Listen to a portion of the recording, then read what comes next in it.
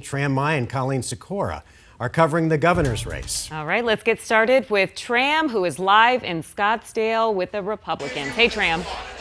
Hi, Caribe. Hi, Mark. Yeah, it is a packed house here at the Scottsdale Resort. Right now, taking the stage is David Schweikert.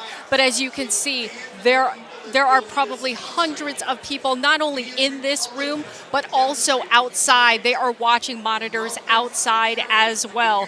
So much talk tonight of a red wave. In fact, Kimberly Yee, who's running for re-election for state treasurer, she even called it hoping for a red tsunami. But earlier, just within the half hour, speaking of Dr. Kelly Ward, I just had a chance to talk to her.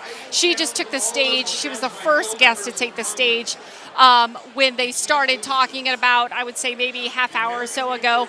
And she talked about just trying to get the crowd hyped up. And I had a chance to talk with her, and here's what she had to say.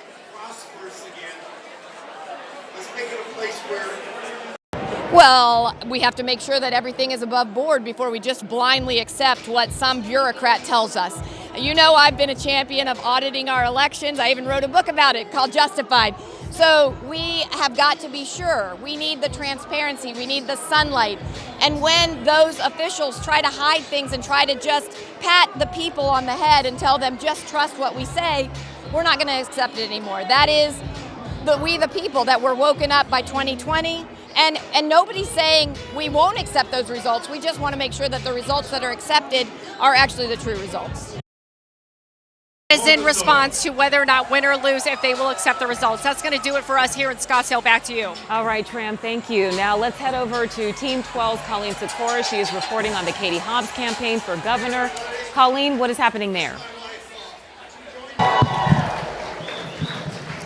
Hey guys, I'm actually going to toss it out to Katie Hobbs is up on stage right now. Officials are hard at work tabulating those votes, and they're going to be tabulating them for the next few days.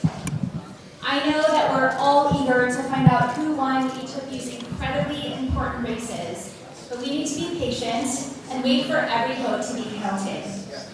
Because every single vote matters, and every single vote counts equally. Whether you voted by mail, dropped off your ballot in a secure drop box yesterday, or voted in person today.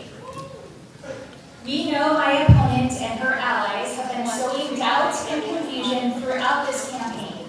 And it's unacceptable that they were spreading this information today while people were exercising their freedom to vote.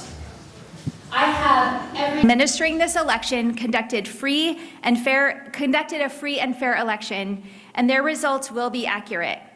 But they will take time. So prepare for a long evening and a few more days of counting. And for now, let's go enjoy the evening. Thank you.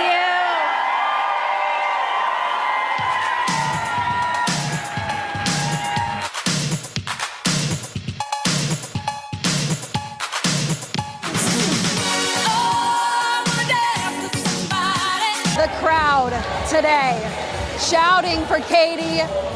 In her speech, she called saying that people need to be patient as votes continue to be counted over the coming days. She started out by saying with this early lead, which as we've mentioned, is likely to change it could change over as more results start to come in. She says that they are feeling good about what we are seeing.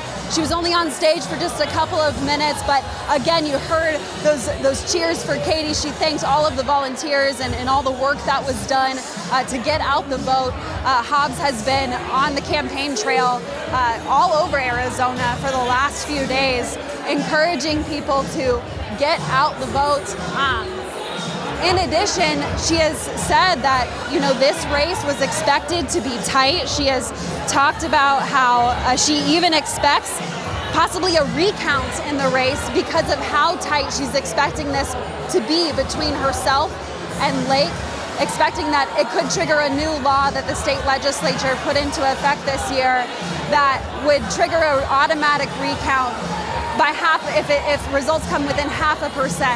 But obviously still saying tonight that she's feeling very confident, feeling very good here at the Democratic Watch Party. Now, we did have a chance to catch up with Phoenix Mayor Kate Gallego. She tells us She doesn't think it's going to be a sweep of one party or another running the state of Arizona for the next 4 years. Gallego in the city of Phoenix has had policy disagreements with the governor's office, especially during the COVID-19 pandemic. But she said that, basically the city of Phoenix's success is Arizona's success. But obviously more to come later on this evening here at the Arizona Democratic Watch Party. But for now, we'll send it back to you. All right, Team 12's Colleen Sikora at Democratic headquarters. We will continue our live coverage here online on 12news.com in just a moment, but for now, we'll pause our coverage.